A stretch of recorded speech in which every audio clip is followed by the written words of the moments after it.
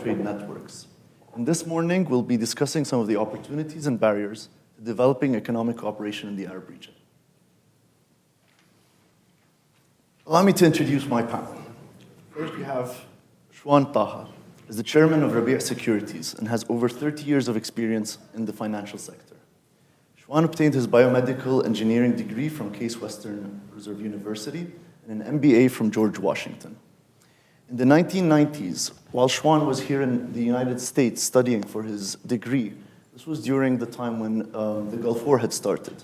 So imagine being here, studying university, and not being able to contact your family for 3 days.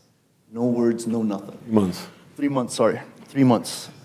And moving from those times, Shwan moved on to a very successful career managing money in the MENA region, including Turkey, Greece, and Pakistan, where he's worked as part of Franklin Templeton's Mark Mobius Emerging Markets team.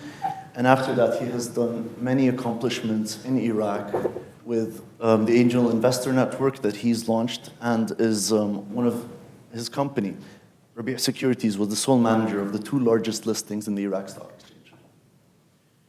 Next, we have my dear friend, Hamdy Hamoudi, is a seasoned professional in the field of finance, specifically MENA equities. With over 15 years of experience in the industry, he has held various positions at Bank of America, Merrill Lynch, and Credit Suisse, before taking the role of Head of Equities at Arqaam Capital. Hamdy's latest venture is as the head of the Middle East Stability AI, a leading player in generative artificial intelligence. In his current role, he will partner with governments and institutions in the region to train cultural foundation models. We also have Ali Al-Safar, a seasoned veteran in the energy industry in the Middle East and North Africa. He's currently Director of Climate at the Rockefeller Foundation in New York. Prior to his role, he was a senior at the International Energy Agency, with many years of expertise looking at various energy sectors in the Middle East of North Africa, from oil, electricity, to renewables. And he'll be adding in a lot of interesting conversations on the future of energy in the region. So without further ado, we're going to be starting with Mr. Shwan Taha. Shwan, if you could just give us a very quick overview on the financial markets in the Middle East and North Africa, and talk to us about the certain advantages and opportunities that some markets have over others. Well, I mean, you know, I have a problem when you say MENA, because I think an Iraqi today, economically, has more interest with Iran and Turkey than with Morocco. We have no relationship with Morocco whatsoever. A Moroccan probably has more relations with a Spaniard and for sure a French than he will ever have with an Iraqi. Culturally, language barriers, also distance, right? So just the premise of this MENA, we talk about it is a bit a fallacy. I would rather I would be happier if we divide the region into blocks and see investments between these blocks, all right? So you explain as a fund manager at Templeton, you know, I was investing in equity markets, right? At the time, and sounds like a different era. At the time, we could only invest as foreigners in Morocco, Tunisia, Egypt, Lebanon, Jordan, Oman, Bahrain, okay? The largest market was Egypt. They started this trend of accepting foreign capital and treating foreigners well, and Morocco. The rest of the region never needed capital, or were at war, okay? So the concept of, you know, the sovereign wealth funds and stock markets in places like UAE, this is really very, very new. This is not. So let's pull back one, all right? Now, if you're talking about the region, okay, we're talking about a region, if we don't count neighboring countries, if you just count what you call MENA region, we're talking about 500 million people. Yes. If you add Turkey and Iran, right, you're talking about 700 million people. okay? 700 million people that have really very little investment, except for pockets, all right? Very little investments, all right, going between these places. Rabia Securities was set up to facilitate investment into Iraq. Because Iraq went through war, I don't need to give you the history. Guess where the first investor in Iraq was from? Chile. Guess where all the venture capital money today invested in Iraq is from? Silicon Valley. Not a single dollar we can collect from anywhere in the Gulf. Or the Saudi, it's a Gulf being Saudi, UAE, Qatar. Classically the countries with a Well, yes. So part of me thinks that investing in the region between countries is more political than economical. Mm-hmm. Why would I spend $4 billion on bloody Manchester United when if I spend $4 billion in Iraq, I could revive a whole economy? Right? In addition to other opportunities in North Africa. Fine. See, anywhere you take in the region today is hungry for capital. The places that are not hungry for capital are the Gulf. Right? Yet there is really very little effort have been made to establish companies that are regional, establish banks that are regional.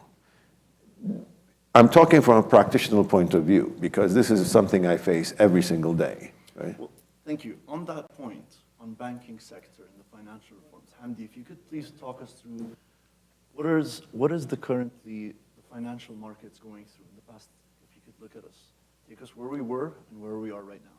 Yeah, absolutely. I mean, I'll zoom out a bit to your comment earlier that the major markets historically were Morocco, Egypt, Lebanon, Jordan, Bahrain, Oman. I mean, interestingly, out of those, Morocco and Egypt barely survived the last 10, 15 years, and the others are non-relevant.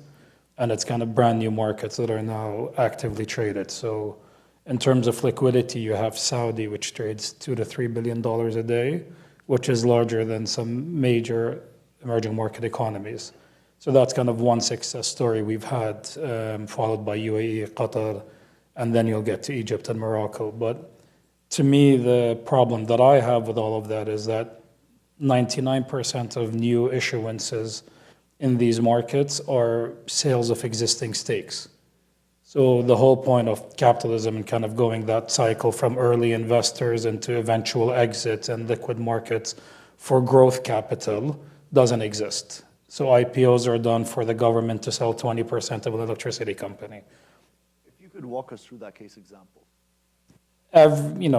Like I said, 9 out of 10 IPOs are either family conglomerates, large family conglomerates, or government-related entities or direct government entities that are privatizing essentially. So they're selling 20% of their existing stake, and the money raised from Franklin Templeton and Soros and Fidelity and T. Rowe goes into the seller's pocket as opposed to creating new capital that grows the company and continues to expand. So a lot of these companies are stagnated. So when you look at IPOs everywhere else in the world, if you're Uber or if you're whatever, you're doing it in your growth phase to be exciting and to attract capital and continue to grow. Our market at that level where I've spent 15 years is stagnated. You're just kind of, when your life cycle is done, you're mature, the family's done with the growth element of it. Maybe it's, the father is getting old and doesn't know if anyone's going to be able to run the business. They IPO it that way. They get a bit of corporate governance and independent board, and they sell some of their stake. And chances are the business will decline from there. So that's, as a whole, very disappointing and will never attract the right amount of venture capital if you don't have that kind of proper connection between seed stage, Series A, Series B, eventually into capital market exits. And a lot of those are regulatory issues because, again, usually require years of consecutive profit to list, for instance, or you have to be a certain size. So those are small kind of parameters that you can adjust to get the right life cycle of capital markets in the region. We're definitely going to be getting into the laws and regulations that are the barriers currently. But Ali, if you could please talk us through the energy sector and how that translates in terms of investments in private sectors. Can you just give us an overview? So I might just react to what Hamdy was saying, because it struck me the way he's describing what happens with companies and their IPOs, and it's a smoother segue into the energy sector. It sounds like what you're describing is rent seeking. Yep. It's not value creation for the long term, and that's where the mindset is set. Rent seeking is the problem of the oil and gas exporters in the region. It's effectively you take a resource, you monetize it, and then you put that money in your pocket. You're not trying to create additional value. And when I talk about the energy sector, apart from rent seeking, to me, it's one of kind of the most tragic examples of the failures in the Middle East and North Africa with regards to integration. What Hyder didn't mention is before I went into energy, I was an economist at the Economist Group in London, and I used to cover this region a lot. And when you look at this region, and it's a bit of what Shwan was just saying right now, you've got capital rich and you've got labor rich. You've got a group of countries, if you're looking at the Arab Middle East or the Arab predominant Middle East, you're looking at countries that should fit quite perfectly with one another. You've got a capital rich country right next to a labor rich country. If you could trade those two things and equalize in some way or another, you should be able to play to each other's strengths. The same thing holds true for energy.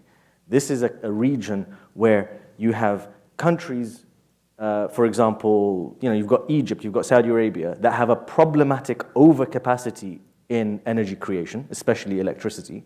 Problematic because you don't have anywhere to put this electricity, this surplus. Neighboring countries with a problematic undersupply of electricity and energy. You've got Syria, Iraq, Lebanon. So the very normal win-win situation would be to trade these things, to trade energy with one another. But then you look at the region and what's happening, and some infrastructure does exist, but if you look at even the GCC, if you look at the Gulf, and the fact that these are all linked to one another with electricity grids, they trade something like 7% of the capacity of the grid. It's nothing, it's minuscule. It should be more. And to me, the one thing that's kind of mind-blowing and a real indicator of the malaise of just how little we have done to integrate this region. Take Kuwait. Kuwait is the largest importer in the Middle East and North Africa of liquefied natural gas, of gas. Right? It might not mean very much to you, but it imports 6 billion cubic meters of natural gas. That's a lot. Now, you might ask, okay, what's the problem there? It's getting cargoes from Trinidad and Tobago and Nigeria. You've got Iraq 50 kilometers away. Literally, Basra is 50 kilometers away, burning 3 times what Kuwait imports. I don't mean that in the metaphorical sense. It is literally burning that gas. And you've got Qatar, a couple of 100 kilometers away. That is the largest LNG exporter in the world. It's almost unimaginable how poorly we are doing in the region to integrate. And there is so much, but the flip side of that, there's a lot of upside. Exactly. So just as much as there's so many inefficiencies that we've already been talking about and we've seen it so much, but we also know Shwan has traveled extensively throughout the region. And Shwan, can you talk to us about some of these private sector opportunities, about some interesting markets, just to whet our appetites? No, yes. Obviously, where the population lies becomes an interesting market. The competition so far has been to sell into these interesting markets and compete, right? So today we have, if you take any of the larger countries, we have competing companies from Saudi, from Iran, from Turkey, dumping things into Iraq, right? In terms of manufacturing. Manufacturing industries. Yeah, I'm not talking about energy. Yeah, exactly. I'm talking about anything from cement to milk. Exactly, these consumer items. You talk to any of them and you say, okay, now you're exporting 20, 30% of your production into Iraq. How about opening a factory in Iraq? Zip. Nothing. No. Okay? You start talking to the government of Iraq, say, listen, you have to put some restriction on this dumping, yeah? Nothing, all right? There are no policies that Now, in my stupid imagination, when I went back to Iraq, I was, and started an investment bank in Iraq, was that, okay, soon we'll have companies in Saudi, in Egypt, and companies I know, right? Even further afield, suddenly they want to come to Iraq because we have money, we have population, we can get capital invested in profitable ventures, right? So ideally, what you will do is you get, and this is a case in point we have today. I have in my with me today a Turkish company wants to establish a factory in Iraq to produce something that is very much needed, which is tiles. Right? Ideally, and Turkish companies don't have money, banks don't give money. Right? So ideally, what should happen is that this Turkish company come establish, we get the capital from the GCC or banks in the GCC and put it in this, and suddenly we have a factory in Iraq that uses the energy of Iraq, that produces in Iraq, uses raw materials from Iraq, and employs maybe between 50 and 100 people. Right? That's heaven, Yep. right? They come to me for advice.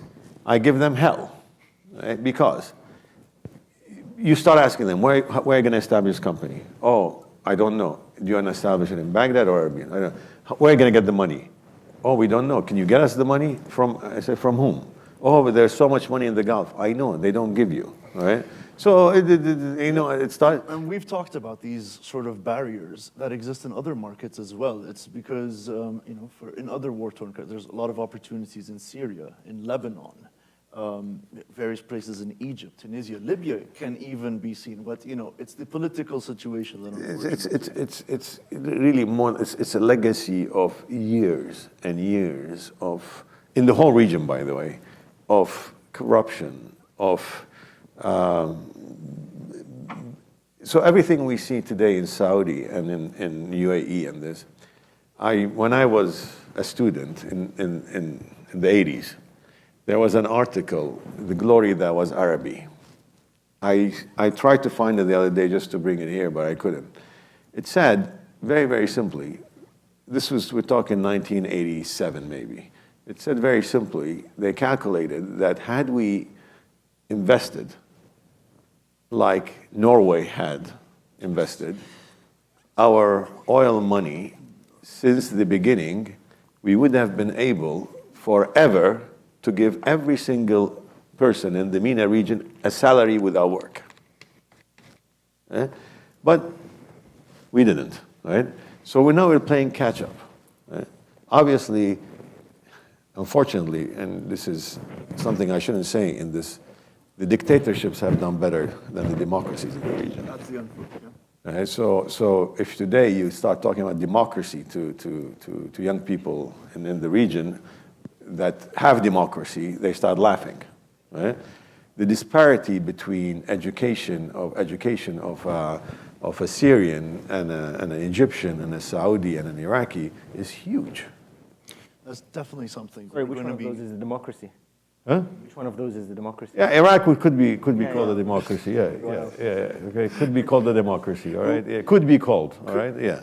Technicalities. But we'll be getting to the education and the opportunities for the youth in the latter part. But in the meantime, let's go over to Hamdy. So now we've been talking about various success stories from the private side. Interestingly, we've had conversations about the telecommunications sector. We've seen Etisalat, Zain, QTEL on the telecom side expanding from small countries moving into global markets. Can you just walk us through how interesting of an experiment? It's a unique feature to those countries, right? And I think it applies to a couple other sectors like the banks as well. So I think a regulatory benign environment allows them to operate as duopolies or historically monopolies and generate excess returns. And that featured them being probably the only non-levered telcos in the world. Their margins. Break down non-leveraged telcos for some of them. They don't have debt. So obviously telco is an asset-heavy kind of industry, right? So majority. So now with interest rates rising, everybody avoids the telco sector because they have a lot of debt and interest rates go up. But in the GCC, all of the incumbent telcos that you mentioned, so Etisalat, Ooredoo, IE, QTEL, Zain, STC, are pretty much all have net cash balance sheets, which means they're able to expand. Now, the problem is this is indirect taxation. So for majority of expats, you end up paying exuberantly high bills because these telcos end up paying a 50% top-line royalty to the government, and they still own 80% of it, despite it being a listed entity on the stock market. So the government's making taxes, which is good because it's a zero-income tax environment. But then what you end up having is still a lot of cash on the balance sheet, which means they start getting itchy and looking for opportunities in more populous countries. So they end up expanding to Turkey, they end up expanding to Egypt, to Iraq, and as mentioned with the two listings that we had in Iraq, those are both Gulf DNA kind of entities with QTEL and Zain. So it's quite interesting. Same with the banks. I mean, all the banks in the region have the highest returns on equities in the world, partly because they're Islamic, which means higher margin for the exact same business. But what, again, they end up doing is they get bored with the handful of million people they have in their country, and they start expanding into usually more familiar territory like Turkey or Arab countries, which is quite interesting. I mean, that's a good opportunity. It does, in theory, create cohesion between those countries where you can have an account here, set up a business there. I mean, ideally, that's where it's headed with some success. But yeah, those are kind of two industries where you've seen successful kind of new, by new I mean 20, 30, 40-year-old companies in the GCC expand somewhat successfully into the rest of the Arab world and the Middle East. So, I mean, you know how I stand on this idea, newly invented idea of Islamic banking. It was invented in the 70s or 60s. Yeah. Can you walk us through the private banking corporations that have expanded from what we've seen, the classic heads banking sectors used to be Beirut and Bahrain, and this has sort of evolved over the past few decades. Can you just walk us through where these main banks are sort of expanding? Yeah, again, it's similar to what we mentioned earlier, right? I mean, the relevant stock markets or banking sectors were Bahrain, of course, Beirut, arguably Iraq, maybe not really, but Egypt to a certain extent. But that's completely relevant. I mean, Lebanon's completely collapsed. It was the Switzerland after kind of a decade-long Ponzi scheme led by the central bank. But yeah, no, now it's kind of Saudi, right? Saudi is probably the largest, UAE second, Qatar.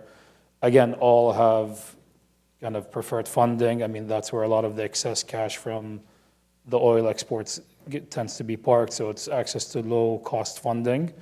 A benign regulatory environment, so they tend to operate in an easy setup where they can generate excess returns, and then they can take that to expand out of their countries into the more populous and sexier kind of economies in the MENA region. Yeah. Thank you for that. Ali, moving on from the telecom sector to the oil industry. We've talked before about how Aramco and ADNOC are centers of excellence and what they've achieved so far in terms of managing these massive oil reserves. Can you talk us through what they're currently working on now, and where do you see them in the future? Sure, I will. But can I also, I know I'm making your life as a chair No, go ahead. horrible. But I want to react to something that Shwan just said, because he mentioned Norway, and if the region had invested like Norway had, that sounds tragic. I'm going to make it even more tragic. Norway was an industrialized country when it found oil. But when it found oil, it didn't even know it had oil. It took an engineer walking into the Ministry of Industry, they didn't even have a Ministry of Oil, one day because he was in Norway because his son had cerebral palsy and he needed to get it treated. And he walked into the Ministry of Industry and said, look, I'm a geologist. I have experience in geology. Do you have a job for me? And they said, hey, we've got data here that we don't know how to interpret. Can you interpret it for us? He looked at it and he said, yeah, holy moly, this is a shit ton of oil. Like, this is Ecofisk, right? This is how they started their oil industry. Now tell them where now he's from. he found the field, and then they took him to a lodge and they said, create the industrial strategy and the fiscal strategy that will allow us to basically monetize this oil. He did it. He put a cap on what the government has access to. The government in Norway doesn't have access to the fund. It has access to some portion of the income from the fund every year to fund its budgets. So he took away all of the resource curse from Norway. And this guy is called Farouk Al-Qasim. He's from Basra. Right? Search it. You need to see, search it on, there's a fantastic article in the Financial Times called "The Iraqi Who Saved Norway from Oil." He is the person who navigated all of this. And he wrote the oil law in 2007 in Iraq, and they haven't even passed it. So it's not even, all of these things, they're not rocket science. We have the capacity to be able to navigate them, but we don't. So I'm going to keep my answer on ADNOC, and this is basically the quintessential, the most important issue facing the region right now, in my opinion, is climate change. It is the great leveler. We are heating up at 7 times the global average. We've got countries that are already 2 degrees Celsius more than pre-industrialization, et cetera, et cetera. So what can be done about it?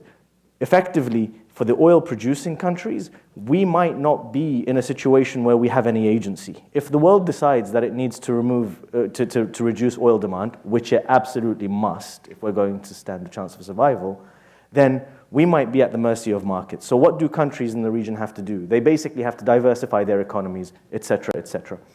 What ADNOC and Saudi Aramco have the chance of doing, they're centers of excellence. They've got 50, 60 years of engineering and management experience in the energy sector. They need to find these areas of competitive advantage that can drive them into the clean energy sector.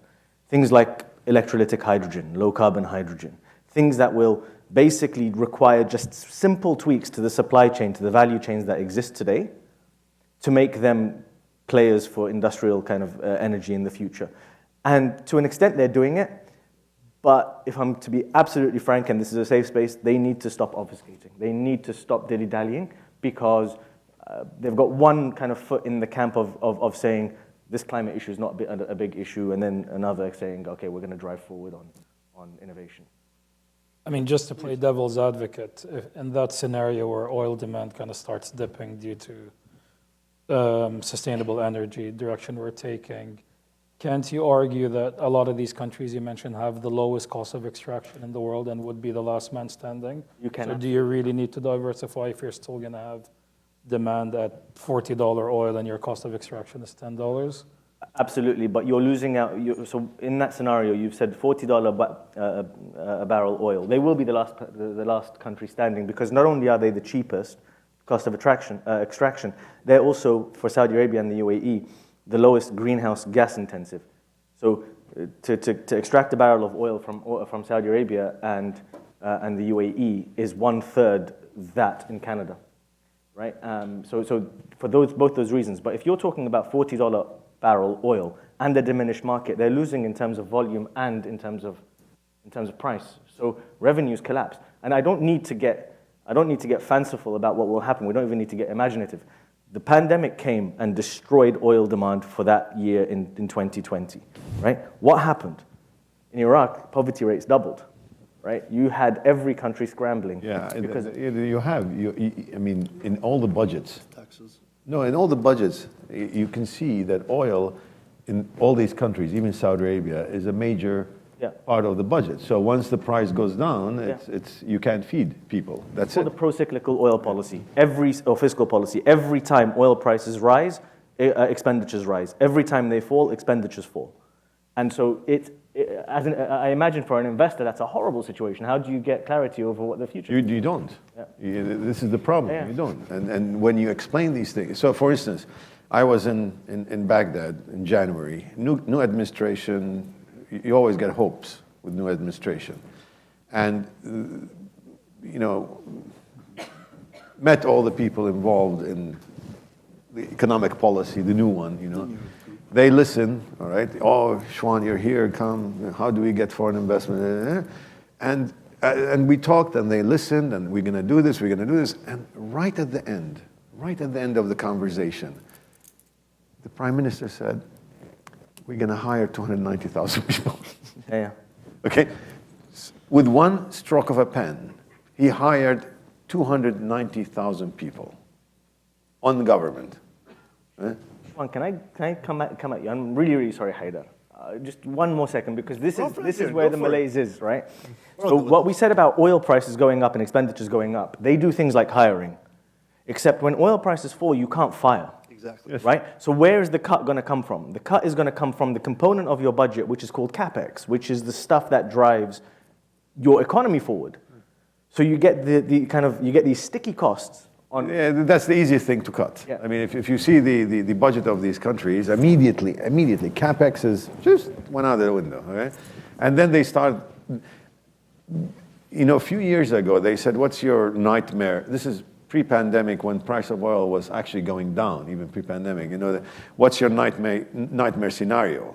No, in 2014 it went down with ISIS came in, and in discussions with investors, what's your nightmare scenario? I said my nightmare scenario is oil going back to 150, because really at 50, at 40, we were starting to think how to generate cash, make money, bring investments.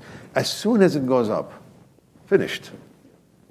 And with that point, it's whenever we have these discussions where the last drop of oil will be, I just picture it sort of like the last drop of water in the Mad Max movie. That's not something to brag about. That's a doom that's going to be happening to you.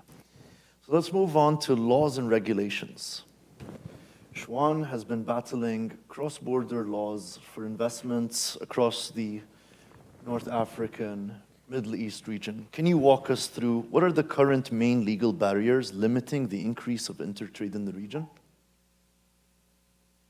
Everything is a barrier. There's no one thing or two thing I can talk about.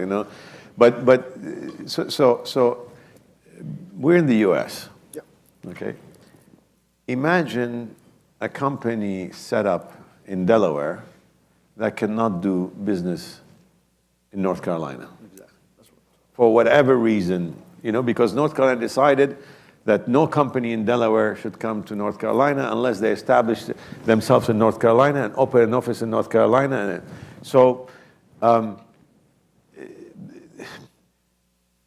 for us today, you have countries like UAE, Saudi to a certain extent, they're moving forward very fast to become the Delawares of the region.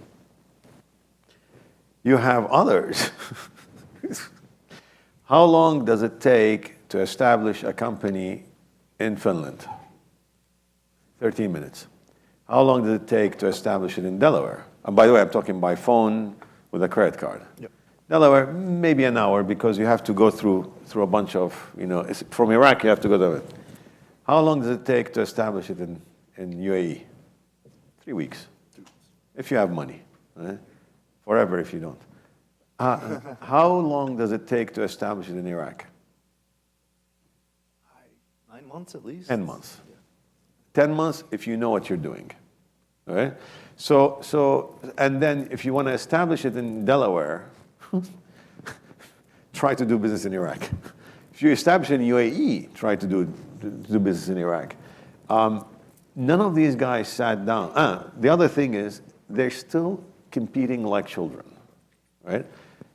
Forget by competing like children, I say, open cross-border opportunities. Forget cross-border. Open the newspaper today, right? I mentioned Manchester United, but there'll be probably 3 other stuff like that. News grabbing,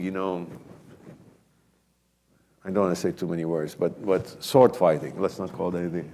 No. Who has the biggest? Which sheikh has the biggest dick? Anyway, massive funds are being spent. No, yes, okay, but okay. Tell them, company here. I'm not talking about Iraq, Syria, Egypt. Between Saudi and UAE, right? You can't. Right? Saudi still would not let a company established in UAE to do business unless the headquarters is in I don't know, in Riyadh or wherever. Did they sit down together and figure out how to bring the region's GDP up to? No. I mean, so you're telling me barriers, regulatory, it's all barriers. I mean, there's nothing in the region that encourages anyone to establish a cross-border business. And on that point, if we can, Hamdy, you've dealt with trying to attract foreign investors from across the world into these regions. Can you walk us through the main challenges and the main I mean, the points have been pretty much made, right? I mean, first of all, you don't have cross-border activity, so the population opportunity for each company is limited by their borders most of the time, right? I mean, you go to China, you have 1 billion plus. You go to India, you have 1 billion plus, or 200-300 million populations at least for an emerging market to start getting interesting. For us, the population size is small, so unless you're a commodity business, right? I mean, if it's a consumer business, we graduated from non-classified to frontier to emerging markets in the last 10 years, which is cool. So MSCI classifies countries based on their GDP, their opportunity, their growth. But fund managers, when they come to invest in these markets, they come for compounders, right? They come for Can you consumer. explain the compounders? A business that grows with population growth. It's not a stagnated business it's not a cyclical business based on a commodity price. It's something that grows with the population. So you go to Egypt or you go to Iraq and say 60% of the population is below 25 years old, something like that. I mean, that's the stat you want to get excited about a market. But when your markets are limited by borders and are single-digit millions, that's usually an issue. The other reason is obviously the kind of GDP or just very much the returns in those markets are very highly correlated to oil, right? So again, you're very much a cyclical market. Whereas when you try to go to Egypt, which is kind of where things get exciting, we'll leave that discussion for later, but that thesis just simply hasn't worked over the years. So it just tends to be the GCC countries, which are disguised as emerging markets, but are ultimately commodity plays. No, he's absolutely right. So just to let the audience know that we will be opening it up to Q&A. So if there are any questions that you'd like, we'd ask you to just queue up over here. Ibrahim is our moderator. So once we get a few going, we'll start taking some questions. One thing before we're not going to start this. Yeah, one thing before you go. We still haven't discussed the danger of... So yeah, this is very nice, cooperation, cross-border trade, kumbaya, it's very nice, okay, and it has to happen, at some. Why does it have to happen? Really, we're looking at it from the point of, businesses will grow, and we're not looking at it from the point of how dangerous it is to have countries bordering each other in such a volatile environment where the GDP per capita of Israel, an Israeli is $44,000, and of a Lebanese is 500. Yeah. Of an Iraqi is 8,000, and of a Saudi is 20,000. Of a Qatari is 55,000. We saw what happened in 1990, right? The whole region went into turmoil because one dictator said, our problem is Kuwait. In one night, he took it over, right? That would have never happened if he didn't have economic problems, if there were cross-border investments, okay? No one attacks the next country if they have investments in that country. No one does it. If you look at the mutual cooperation. Yes, so it's more productive. Today, would you ever think U.S. will attack Mexico with all the problems they have? No, it's not because they're democracies, because they have a lot of integration between them. This is not going to happen, right? In our region, there's no integration. You're just looking, and today it's even worse. You have the internet, you have the TV. You're turning TV on. And you're looking, in Saudi, we're building 170-kilometer city, and the guy in Syria doesn't have a toilet, That doesn't work. At some point, there has to be, if it stays like this, the danger is not, we're not creating businesses and investments won't grow. The danger is at some point, that will create a clash. Yes, a cultural stagnation, and it's a lot of things that need to be done. We want to move on to a topic that we feel can cover a lot of a country that we want to use as a case example in our discussions. We want to talk about Egypt today. Egypt is an interesting country from terms of its economic population size and potential to grow. So we're going to be going through Hamdi, if you can talk to us the main opportunities for regional Arab investment in Egypt. I mean, Egypt is a quintessential kind of economic opportunity on paper, right? 100+ million population, young population, in theory, growing middle class, kind of productivity, education to a certain extent. I mean, all the ingredients are there. You couldn't have generated a penny there over the last 20 years if you had invested, with minor exceptions, right? So again, those are all self-inflicted issues, but the opportunity is definitely there. So as mentioned earlier, a lot of the kind of successful industries in the GCC that are capital rich, the first place they look to expand in Egypt. Every single bank CEO I've met of a top 3 bank in a GCC country, in their to-do list is they're either already in Egypt or they're expanding into Egypt. If you're Savola and you're doing food products, if you're a telco, they're all kind of moving into Egypt. The opportunity's there. The problem is, I mean, at the moment you obviously have the crowding out of the private sector by the military, obviously after Sisi came into power. Again, that was a stabilizing force, fine, but eventually, and I've visited the Ministry of Economy there very recently, the plans are there. So they want to put kind of red lines between where the army can invest and where the army can't invest, and where they cannot, it's free for all for the private sector. Again, it sounds good on paper, it needs implementation. Egypt's market cap to GDP is about 15%, which is one of the lowest in the world. You want to be at least at 100%. Most emerging markets are somewhere around there. So again, there's a massive opportunity. It should be, I mean, their current account deficit is 4%, but that's only held up by remittances from expat kind of diaspora Egyptians in the GCC mostly. But if you look at the trade deficit, it's alarming for a country that has resources and human capital. So the program that they've put in place that Turkey and Morocco have been successful at is if they just replace 25% of their imports to local manufacturing, they break even. And then that becomes a sustainable, exciting economy to invest in.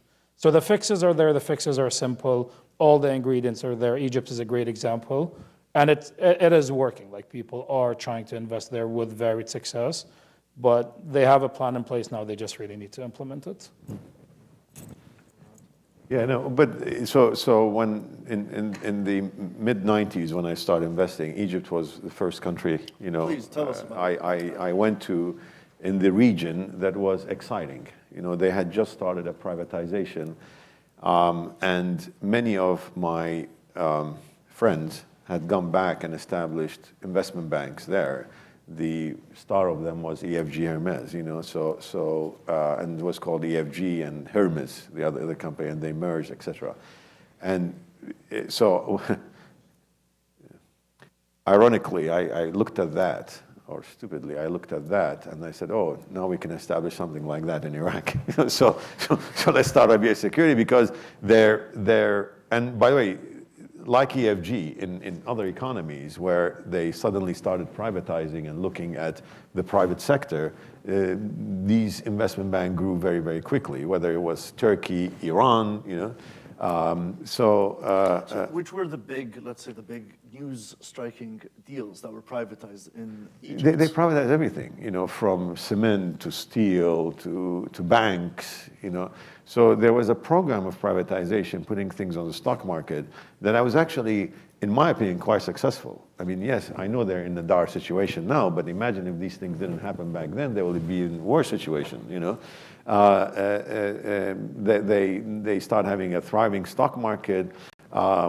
We, as investors, when we went there, you were excited, because you walk into this fantastic cement factory and you see the population and you see the numbers. They had good accounting, which many other emerging markets didn't have. And we invested.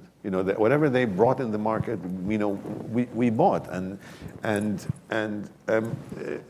many of them actually were for expansions. Right? And that's the important thing, is you need to establish international standards for your stock exchange, for your banks, in order to plug into the international world, and that's one of the main things. That's, many people don't understand that. And that's one of the barriers for a lot of other countries in the Arab region, is their apprehension to adopt these international standards and in order to compete on a global scale. Also that many don't understand that we have a term in Iraqi, capital is scared. Once you see some barrier, it goes another way, Yep. right? And with all the announcements about investments in the region, etc., the barriers are still there. And when you come, it's very nice for MBS to announce $30 billion, 6 will go here, 7 will go there, I don't know what. I think if he just talked to 2 people under him, they will laugh. They will tell him, "How are you going to invest this in this? We can't." Yeah. So. I mean, we're constantly battling the marketing and the fundamentals. There's No. It's just there are barriers, for this.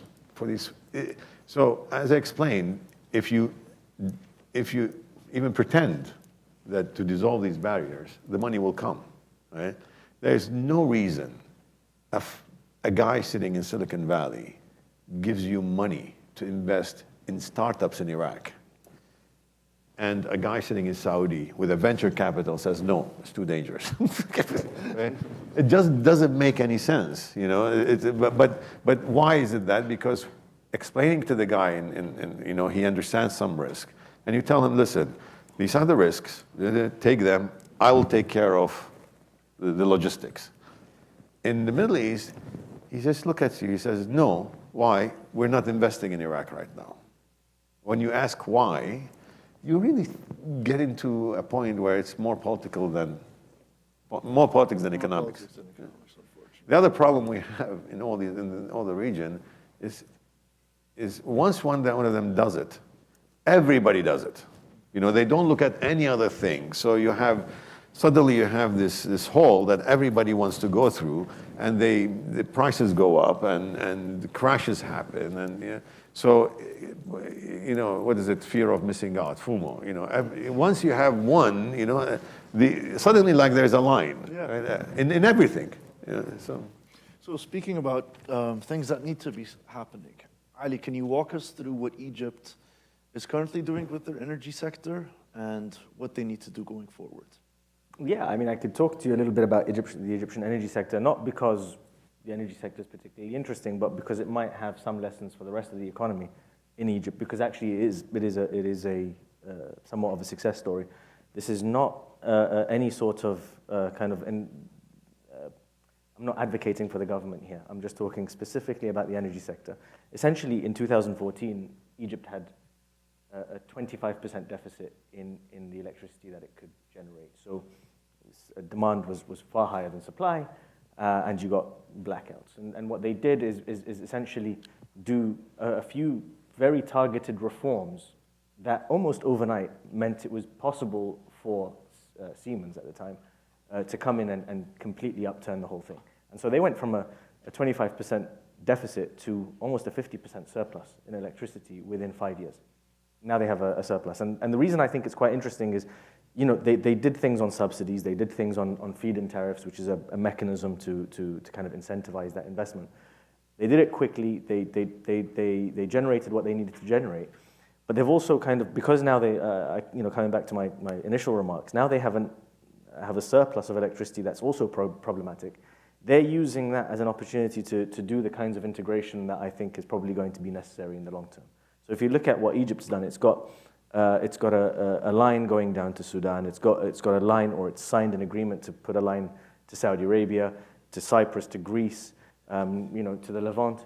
And so it's basically expanding its network so that it can export and import electricity as needed. So that's one area of, I think, the economy where they managed to do quite well. The thing about Egypt is that you look at the size of the population, you look at just the kind of the emotive place it plays in the Arab world. It's always been at the center. It is, the center of a lot of culture, a lot of history. It's got, but it's never reached potential, right? And I'm not sure that it's got the ingredients to reach potential. But if they did what Hamdy just said, if it was, import substitution, industrialization, so you just 25% of your imports are now Egyptian made, that's great. But try convincing the IMF of that, and they're completely beholden now because they're in such bad financial shape that they've just had to keep going back to the IMF. And those loans always comes with strings attached. And if you try to put in things like local content requirements, then I imagine that's not gonna fly. And I honestly think they're in quite deep trouble because of the fact that, I mean, you see what happens with inflation. It's at 40%. The Egyptian pound has almost crashed this year. Loads of poverty and very, very few tools to deal with the kind of macro risks that are there. But I don't know because I'm racking my brain. This whole conversation about regional integration, about all of this, we're looking at a bunch of students who can change the world because they come to Harvard. And we're just giving them such horrible messages. Like, you know, it's, as in, like, it's just, there has to, again, it might It's just an be, intellectual debate. it's an intellectual That's why we debate, wanna but have look, it. yeah. It's important to have. No, but it's about framing. Look, we're painting to you a story of a region that is not reaching its potential.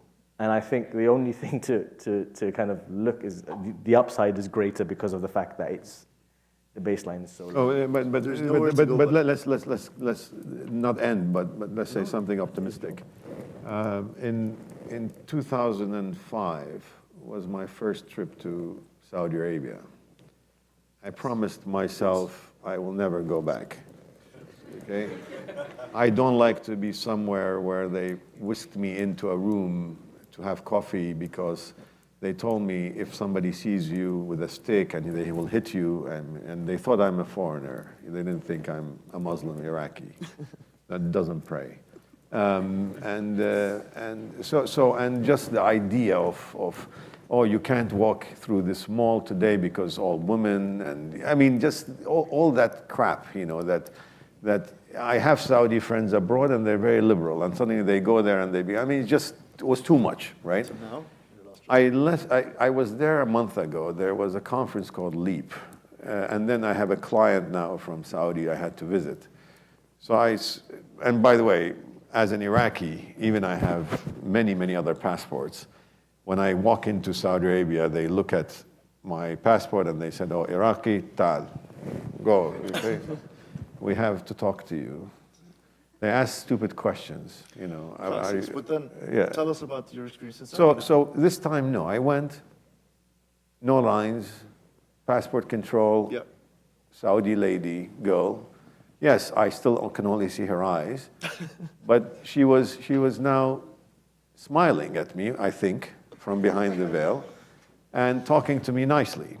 At 2 a.m., I got to my hotel, nice hotel. There was just a Saudi young man. I said, it's very strange to speak to Saudi young men checking you in. He said, well, the new law doesn't allow client-facing but to be Saudis. The next day we had this conference or whatever. I went to LEAP. I just went with some of the startups we have to look around. It was full of girls, Saudi girls, you know, full of young people. The startups in Saudi, they were all young. And my Uber driver was wearing a hoodie, and he was Saudi, right? And he was listening to really interesting music. Nice. Yeah? And so I started talking to him, and he said, no, I told my father I have to make money, I have to work as an Uber driver, or Kareem, whatever it was there. What I'm saying is there are changes that are happening. Positive changes. Positive. I also am a true believer that my generation is old. We come with real hang-ups. I'm not his generation. Yeah, we come with real hang-ups, you know. But we're dying. No. What I mean, if you look at the pyramid in the region, it's very young, right? It's very young. Yet, very few countries admitted that that's a mistake to put the older people in charge, right? So places like Qatar, UAE, Saudi, Kuwait hasn't started yet. Kuwait is still when you walk into an office and you meet the person in charge, he's 33 years old. He's these guys, you know, going back and then they immediately put him in charge. So I'm hoping for that, you know, these people will, little by little, you know. No, I hope so, but Ali, on that note, let's just take the first question. You're skeptical still? no, I just think we need a middle ground. Like So no. Listen. In an ideal world, this gentleman would be Minister of Oil in Iraq. In an ideal world, right? Go see our Minister of Oil and talk to him. Let him come here and give you statistics about the world and what's There are happening. several ministers who I believe would. Minister of Finance didn't know if there's a stock market in Iraq. Oh, that was fun times. 70-year-old, come on, guy. This is, yeah. I genuinely do not want to stop this conversation. One of the best I've ever heard. Thank you so much for every word that you said. This is very mind-provoking. How much did you pay him? My name is Amr Hassan. I'm Egyptian. I live in Washington, D.C., and I work as a journalist. I'm not a student of economics, but I have some ideas, and it all relate to the title of this discussion, which is the future paths for economic cooperation. Do we need one? Do they see a need for cooperation in the Arab region? That's one question. The other one is, we used to believe that economics drive politics. Are we seeing the flip side right now, where politics is driving economics in the region? And the third one is, in a world where we see that that hegemony has been disappearing and we're moving to multipolar, non-polar, or like privatization and multinational corporations moving the politics, assuming that the second question is correct. Do we see that these countries have a valid point to move away from that and focus on centralized government, turning inward, leaving globalization and focusing on what their demands are, away from cooperation, much like the Chinese example or the US with the CHIPS legislation? And thank you. I mean, I'm happy to take it, and I think the answer to all the questions is the same one, which is we're too small individually. Exactly Right? I mean, China can do that with 1.x billion people, right? Qatar cannot do that with 300,000 people, right? Or, sure, maybe Egypt can to a certain extent, but individually it's too difficult. And I mean, Shwan laid out the points very clearly on why it's also dangerous to kind of continue to have zero cooperation to a certain extent between countries. If you're not going to normalize the living conditions and living standards between countries that can help each other. And, like we also said, it doesn't have to be Morocco to Baghdad, right? I mean, that's maybe too wide. So it can be within it certain sub-regions that can cooperate and have historically, right? I mean, my family is traders between Mosul and Halab, right? I mean, that's closer than Basra to a certain extent. So it doesn't matter. Borders were drawn in a certain year after a certain war, but ultimately without cooperation it will be extremely difficult. And yes, this doesn't have to be globalization, and we don't have to import, wheat from the US in an agriculture agreement. It can be, comparative advantages. And these comparative advantages go away very quickly if you have bad policy that's leading to rampant inflation. I mean, EGP was the second worst performing currency in the last year, second only to the Lebanese lira, obviously. But then no one's going to get involved. If you have protectionism, you cannot take the money out, and then it's depreciating. So there are major issues that point towards economic integration between certain blocks in the region, and it doesn't have to be defined as Arab. It could be Iran, Turkey, Levant, whatever, right? Kind of wherever it naturally flows, it needs to flow. Otherwise, we're headed in the wrong direction. Actually, we don't need to import weed from the US. The region now is one of the best weed producers. Yeah. Wheat. It's a diverse geography. We have the landscapes to grow a lot of different commodities and products that could help our region and the world. But Ali, you wanted to add? I just wanted to add one thing, which is, yes, we absolutely need regional integration. In an ideal world, if you took away politics and you viewed this, like I said at the beginning, there's almost perfect complementarity between countries, between labor and capital, between all of the things that one country needs that the other country has. So that is absolutely one of the key kind of ingredients for future success. The other thing I'm very, very skeptical about is the ability of countries to centrally plan properly. Back in the day, they had planning ministries in some of the kind of older Arab states. They used still to have them. Yeah. but they used to have ones that function. I mean, but if you look, I don't know if we have any Saudis in the room, but the Ministry of Planning in Saudi Arabia does a national development plan every 5 years, and you can see every single one going back to 1970. And you look at the second line under Bismillah ar-Rahman ar-Rahim, the second line in each one, and I've done this exercise, and I challenge you to do it, is we need to diversify our revenues away from oil. This is, it's 2023, it's 53 years now. So if they were that good at centrally planning, that probably they would have changed that second line by now. You mentioned something about politics driving the economy or the economy driving the politics. Until now, most governments, centralized governments, are scared shitless allowing the economy to drive the politics. Very scared. Every single politician I meet, I always say, like, everybody says Saddam, Saddam. In the region, anybody you scratch a bit, little Saddam comes up, okay? And you tell them, like, okay, listen, let's do this, let's do it. But if we do this, this person or this industry will be very powerful. And, we can't, all right? So every single move they do, first they think how much of this economic move will degrade of their centralized power, but on the other side, you have the entrepreneurs and the businessmen. And it's now a bloody fight. I mean, it's not a normal fight anymore. It's a bloody fight. Before we used to be polite. Oh, do this for us, do this for us, do that for us. Now, in a conference like this a few months ago, I called everybody an idiot, and the members of the economic committee were sitting. I said, you guys don't know anything in public, on TV, and they didn't touch me. Huh? What should we do about it? Change the idiots, but no. But what I'm saying, the fight is moving. It's now bloody. I see the hunger growing among the youth with the increased internet.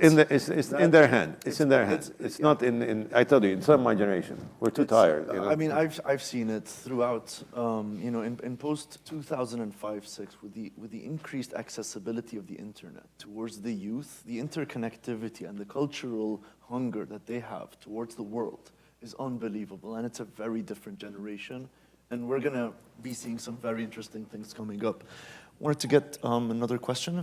If we can get everyone with a question to line up here such that we can assess the time properly, that would be greatly appreciated. Move through them a bit quicker, Hyder. Good stuff. If you could please just introduce yourself and try and keep it concise, because we'll try to go to all the questions. We'll just do a one-on-one. We still have, by the way, 15 minutes because we started late. I know. Okay. Oh, no, we're not wrapping up. No. I'm keeping time. Thank you very much. This was very insightful. My name is Talal. I'm from the business school. Shwan, you opened today by saying the interest, you have a problem with the MENA, meaning the interest for Iraq are not necessarily tied to the geographical area. But I think also towards the end, you're sort of making the contrast that some countries in that region are making investments, large investments in, let's say, futuristic infrastructure or sports investment, and yet there are certain economic problems nearby. So I was wondering, why do you think there's a special responsibility beyond? There's none. I'm not saying a sheikh should not buy Manchester United because he wants to, okay? But what I'm saying is that he's buying Manchester United for $4 billion. That country with 400 million, they bring up the whole startup sector in a neighboring country. If they had brought it up and they say, I can now spend $4 billion on a stupid venture, let him do it, okay? Why is it responsibility of, it's not. It's protection. For me, it's protection. They cannot do this, and neighboring countries are hungry. Why do you think so? Like, why is it? You saw what happened in Kuwait many years ago. But also, sorry, Shwan, if I may come in, it's also self-interest because of the fact that the return on investment is probably going to be much, much higher than what you get from Manchester United. Yeah, And avoiding the dialogue of having to deal with this. This involves laws, regulations, setting up deals. No, This no, is no. more Yeah, of an interesting PR stuff. no, no. It's really, yeah. If you want to go to the basic, protection. I mean, if we're talking, Godfather style, but Yeah, just we'll invest in your country and we can definitely Yes. take this up more later. I'm a Liverpool supporter. And by the way, to smash this analogy to pieces, the UAE played Saudi today and the UAE won because Manchester City played Newcastle. okay. It was 2-0, spoiler alert. Over to the next question, please. Hello, thank you very much for the conversation. That was really informative. My name is Ramadan. I'm from Egypt. I'm a master's student here. I wanted to go back to the tension between Hamdy and Ali's points about the fix to the economic stagnation in Egypt is fairly simple, but the IMF will never agree to it. I think my follow-up question to that is, what's next? Like, if it's simple but we can't do it, what can we do instead? Sorry, I didn't mean to suggest it was simple. Nothing in Egypt is simple. Oh, no. Yeah.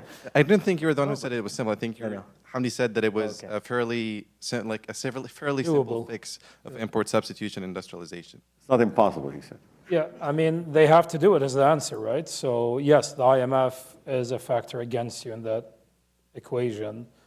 You have to work within the parameters. There's no simple answer to this, right? I mean, there have been initiatives in that direction, right? So you are seeing local manufacturing, you are seeing announcements of projects. I mean, they obviously had the Suez Canal project completed successfully. Now, how needed that was, or did you really need that much more room?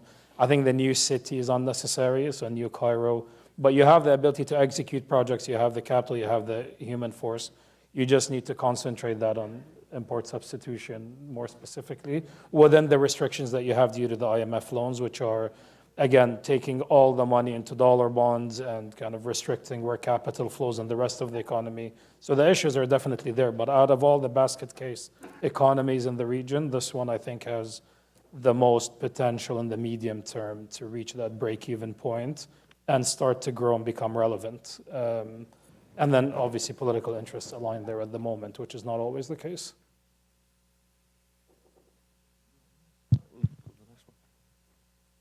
Hi, everyone. I have a follow-up to that. My name is Ahmed Sabbagh, and I work in finance. I just wanted to ask, a follow-up to the IMF question is, can you really break down what the agenda is of the IMF and why it's holding the region back? So the head of the IMF, regional IMF, Jihad, very good friend of mine, was supposed to be here, and I scared him off because of this. So, True story. Please, Shwan, what are your thoughts on the IMF? I don't have any thoughts on the IMF. I don't. I really don't have any thoughts on the IMF. They're there for a reason, and it is supposed to be last resort, and nobody. But I don't see in a region where we're so flushed with capital that IMF should come and solve our problems for some reason. I don't know. I mean, this. No, I mean, look, I think the IMF before, or IMF, World Bank, Washington Consensus, used to be probably more muscular than they are now. So they do attach conditions to their loans. They're not overly onerous. To be absolutely frank, if you're going to give money to somebody, even if your friend came and he was in a terrible shape or she was in terrible shape and asked for money and then you saw that was being used to snort it up their nose, you'd be like, what's this, And to an extent, if you're the IMF, you need to make sure that the country is not falling into the same traps that got them into the position to ask for a loan in the first place. And so it's really about fixing quite structural issues, and there are structural issues in Egypt. I mean, the role of the army is one, a big one. And so, and subsidies is the other. And on subsidies, it's done a lot, but I think it's running out of road on that, because the next big one apart from energy is food, is wheat, and I don't see how they do that without risking a massive social backlash. To be very frank, whenever I sat on an IMF meeting, it was pleasantries, which I really hated. Nothing significant was said or made. Or yes, they look at the budget, they say, okay, you have to cut this, you have to cut this, and then the other side pushes back. But if I cut this, I cannot do this. But at the end, we have achieved this, and they write the report. And it's a lender of last خلصونا يعني كافي. Exactly. Is there any situation where possibly they could restructure the debt that they're in, try to create new terms? Who? The countries or the Egypt specifically. Egypt? I don't know. I haven't looked at it. Starts with a reform. Right. Can we take the next question, please? Hi, very happy to be here. My name is Hamzy Hamoudi. I'm a Columbia student, economics student as well. I was wondering if you could speak a little bit more about the effects of climate change on the welfare of the Middle East compared to high-producing countries in the relative north. And do you see that climate change will negatively impact the Middle Eastern economies? And do you see any steps that oil companies are taking towards achieving net zero? And is this a future path for economic cooperation in the Arab world, such as, for example, a path towards a carbon market in the Middle East? Well, I mean, Ali, I like you a lot. that's a These are topic very fantastic. dear to his heart. No, and fantastic questions. Like I said, I think for me, it's climate change is the great equalizer. It's the thing that all of us need to probably focus most of our attentions to, because when you get into the climate debate, especially vis-a-vis energy, you talk about 2050 and 2070. Not in our region.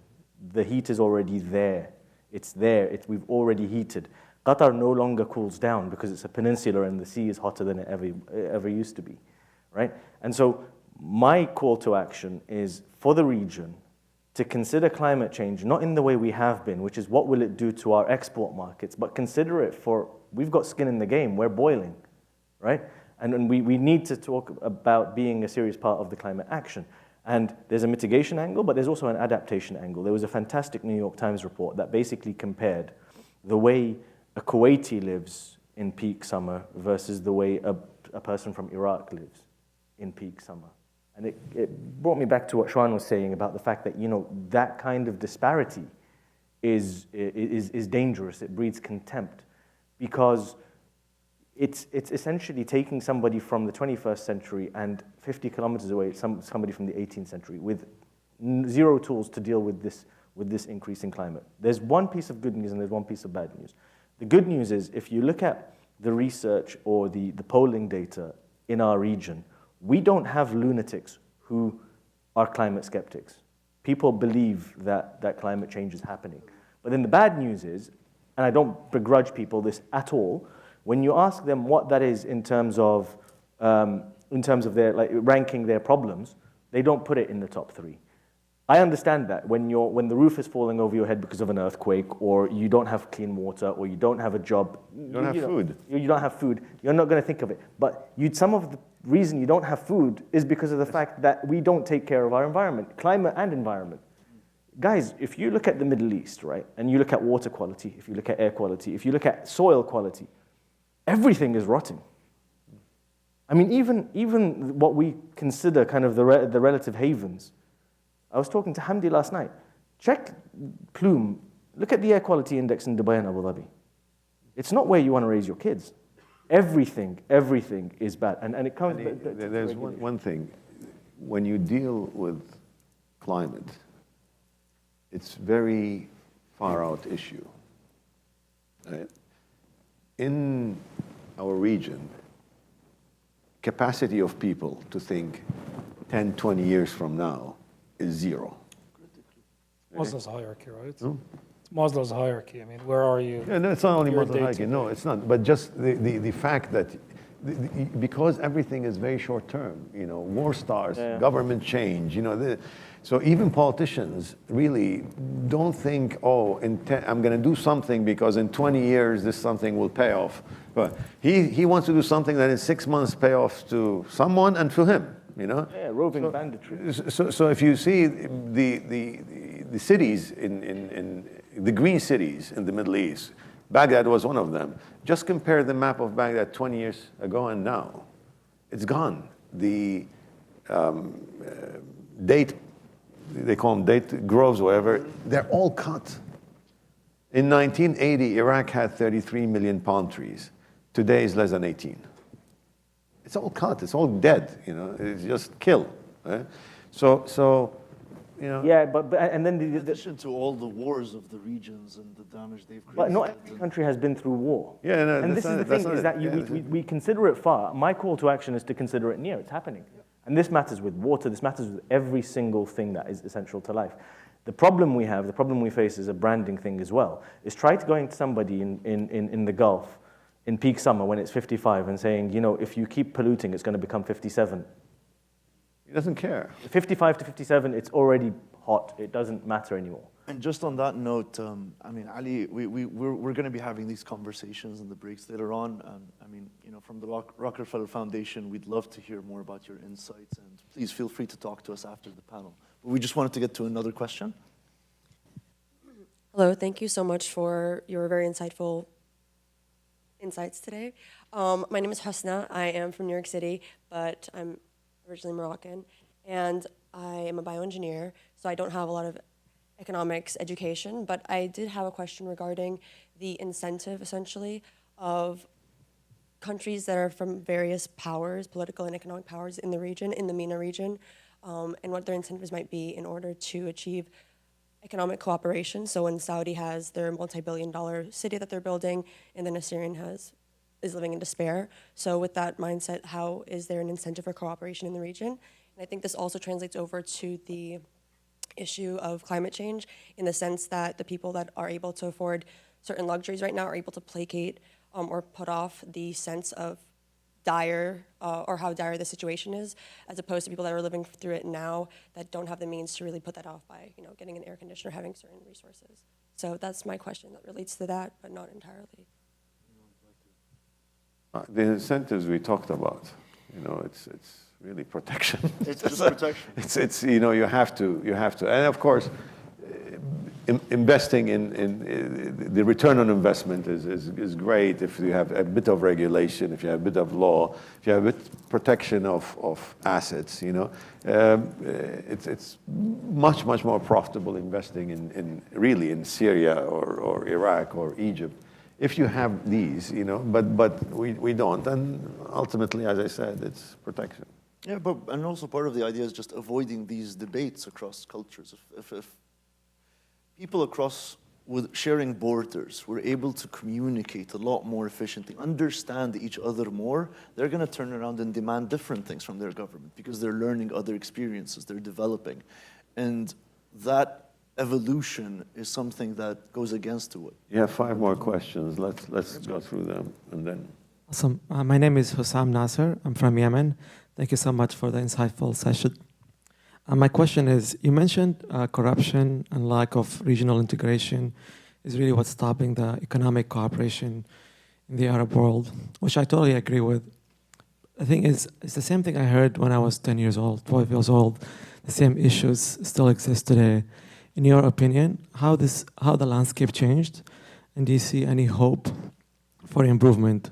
If the GCC would ask you tomorrow to put a plan for economic cooperation, would you do it because you think it's feasible, it's going to happen, or not? Thank you. So corruption got worse since you were 10 years old, so it didn't get better. It got even more ingenious, So today, unfortunately, in the region, I think it's institutional. Corruption is institutional. It's not. It's no longer individuals, and you can go after one guy and arrest him and hang him, and then corruption will be over. But it's not unique. So when you talk corruption, everybody thinks it's unique, right? I've dealt with many countries, and I can tell you I found more corruption in Finland than in UAE. Right? So let's not be too harsh about that. Right? I think also corruption washes itself out as you increase competition, as you increase production, as you increase. But to actually just sit down and say we're going to kill corruption today, and then you can't do it. Forget it. Right? So I don't know what the next part of your question was about the economic policy. Yeah, that I will put Ali in, and he will sit down and write the economic policy for cooperation. And as much as we would honestly like to continue, but we're told that we have to wrap it up. But we will be here sitting. Let them ask. We'll Let them take ask. all Let your them questions. ask. Let's get one more. Yeah, let them ask. Yeah, Rebel. He said it. Do it. Let them ask. Thank you, guys. My name is Kareem. I'm a design engineering student, master's student at Brown. I guess my question is, we sort of talked about diversifying investments, and recently, let's say in Saudi, we're seeing, you mentioned it, like things like Neom. We're having like cities like Oxagon, and it seems like we're investing in really exciting entertainment. We had Jake Paul do a big boxing match. We have Cristiano Ronaldo on a soccer team. How much do you guys think that that tourism alone is going to affect these regions and the economy in these regions? I mean, tourism is a massive opportunity. So, I mean, for Saudi specifically, your base is religious tourism only and zero kind of recreational tourism. They obviously have untapped kind of water in the Red Sea that's never been commercialized before. So that opportunity is massive. For Egypt, it's massive. It's been the only driver of kind of hard currency. Obviously, Iraq has religious tourism. So there's all these pockets that are important, and there's countries that live off tourism. So you just need stability for that, right? So you can only get so far without being kind of a crazy adventure into war-torn Iraq. I mean, that's not what you want, right? So you want things to improve structurally to attract that. Egypt had some issues, obviously, during the Brotherhood and with the Russian plane, et cetera. So you just have to minimize these occurrences, and I think the region in general, but Saudi specifically, is virgin territory for tourism, and it could be an important contributor to GDP for all these countries. Let's take another question real quick. 3 questions left, so if you take them quickly. Why don't you take all the questions? And Let's get all the questions. All the questions. We'll filter them. Marhaba. My name is Khalid Al-Muharib. I'm a biomedical engineer from Baghdad, Iraq. My question is, the Iraqi economy is very relied on oil exports right now. And whenever I go to Iraq, I see a lot of malls and like residential developments, but nothing really infrastructure development beside maybe Al-Fao port in Basra, which if we upset any of the Gulf countries or Iran will be very unreachable. In summary, how promising is the Iraqi economy in the next decade or two, and will the Iraqi dinar ever recover? Thank you. Let's take the next one. Hi, my name is Anwar. I'm from Jordan, currently doing management consulting in Boston. My question is related to the privatization, especially in the utilities sector. So just wondering, like, your thoughts on the healthy level of private sector's like involvement in that field, in terms of just like maintaining the stability of the governments and those countries in the long run. Hi everyone, I'm Yomna, a master's student at the Kennedy School of Government.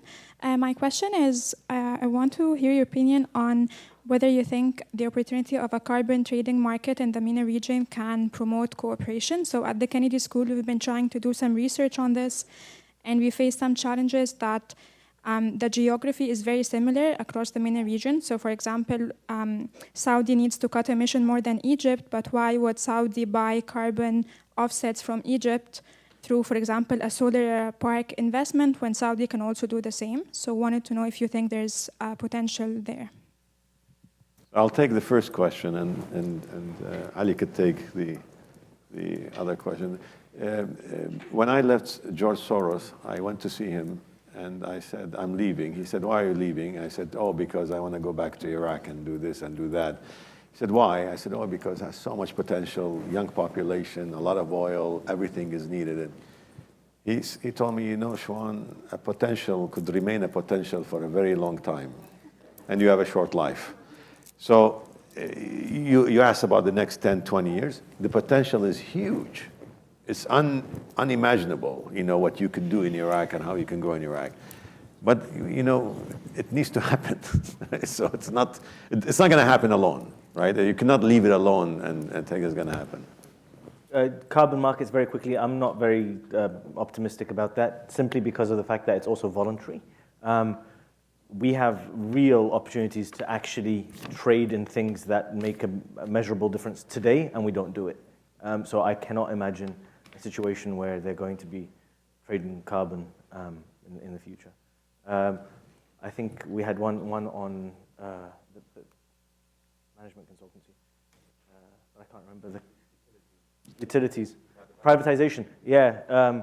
If the government is not working, then I think that, you know, if you try one thing 100 times over, it's time probably to try something else. And I would probably argue that partial privatization, at least of generation, would be a good thing. Transmission networks are always kept into 9 times out of 10 kept into government hands, and there's a reason for that. But you can start with generation and distribution, and that would be a good start. All right, well, with that, we have to conclude and we'll say the Arab region is booming with economic opportunities. A diverse and vibrant youth that can absorb global cultures and technologies, making them their own. A young demography that is yearning for interaction across their borders.